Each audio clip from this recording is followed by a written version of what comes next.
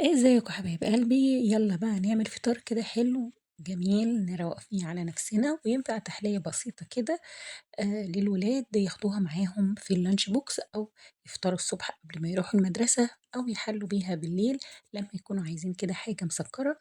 هقولكوا على حاجة بسيطة وجميلة وطعمها حلو قوي، بس صلوا على الحبيب المصطفى عليه الصلاة والسلام، وما تنسونيش تعملوا لي لايك وكومنت كده حلو زيكم.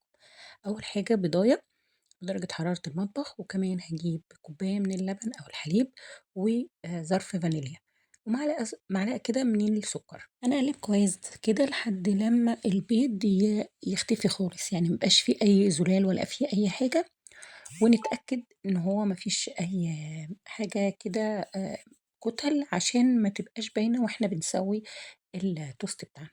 طبعًا عرفتوا إحنا هنعمل إيه. هاجيب بقى معايا كده بعد ما نقلّب كويس أوي، أنا باحب يعني أقلّبه أوي، أوي، وهاجيب معايا التوست. فاكرين التوست اللي إحنا عاملينه؟ لو أنتِ ما تعرفيش خُشّي على صفحتي وهتشوفي طريقة التوست تحفة، تحفة وحلو. في ناس كتير هنعمل إيه بالتوست غير إن إحنا نحط فيه جبنة أو حاجات. هاقول لِك على أفكار تعملي بيها تحلية حلوة للولاد.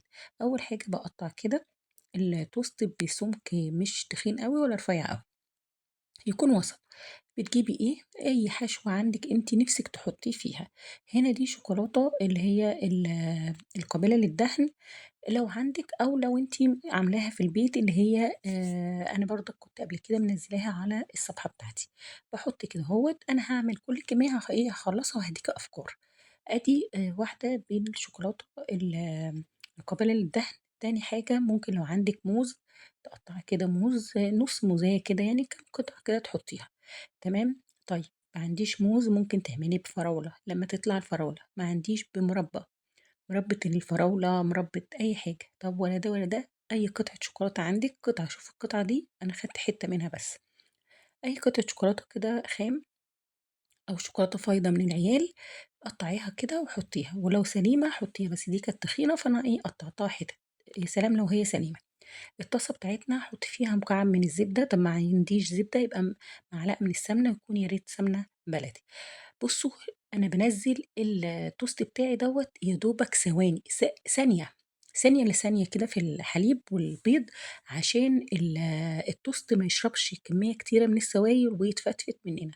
خلّي بالِك، يعني يا دوبك هوبا كده تنزّليها، هوبا طلّعيها، وما تقلقيش خالص لو هي اتقطّعت منِّك مثلًا والّا كده، ما تقلقيش خالص، هي هتمسك نَفْسها في الطاسة، بس سيبيها دقيقتين كده لحد ما تتأكدي إن هي نشفت معانا الضهر، أو خدت لون. بتقلبيها الناحية التانية. طبعًا أنتِ بالملاحظة كده بتلاقي مثلًا كمية الزبدة أو السمنة خلصت عشان ما تتحرقش منِّك، بتبتدي إن أنتِ تحطّي حتّة زبدة صغيّرة كده. تمام، ما بتاخدش معانا ثواني، بتقلبيها على الناحية التانية وبعد كده على الجناب، عشان تقفلي كده الجناب تستوي، يعني إحنا مش عايزينها تبقى طرية. هي بحلاوتها إن هي بتبقى من برّه استوت وقرمشت، ومن جوّه بتبقى لذيذة كده وطرية، تحسي أنتِ بتاكلي حاجة فيها pudding كده. تمام. هنا بقى أنا عملت الطاسة خدت 2، وأنا هنا أهوّة هاعمل قطعة تانية، هامسح الطاسة وأحط قطعة من الزبدة، وهابتدي إن أنا أنزّل.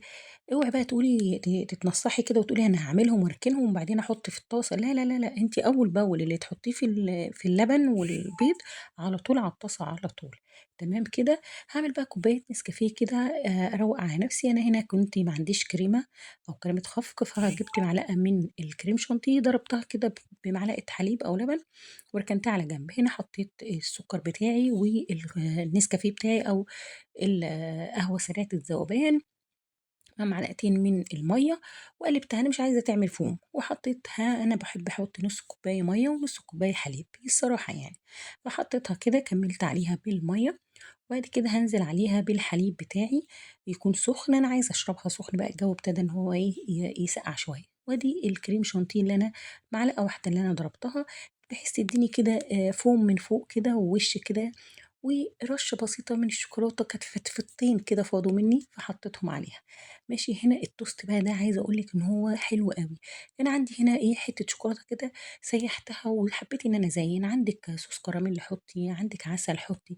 طبعًا اللي بالموز بتحب العسل الأبيض، بُصّي هوبا كده حلوة أوي، جميلة، هتعجب الولاد جدًا، جدًا ومغذية جدًا، جدًا. أنتِ حطيتِ لهم الحليب اللي مش بيشربوه، البيض اللي ما بياكلوهوش، حطيته لهم مع الخبز أو التوست اللي إحنا عاملينه، مع قطعة من الشوكولاتة، ممكن موز لو أنتِ مش عايزة تدّيهم شوكولاتة وحلويات، يبقى موز، فراولة، مربى، أي حاجة تحفة وطعمها جميل جدًا، جدًا. لو وصلتِ لحد هنا بتتفرجي على الفيديو أتمنى منِّك تعملي لايك وكومنت كده حلو زيكم تشجيع ومتابعة على صفحتي مطبخ ملك، وكمان اشتراك في صفحتي مطبخ ملك، وتقولوا لي بتتابعوني من أنهي بلد.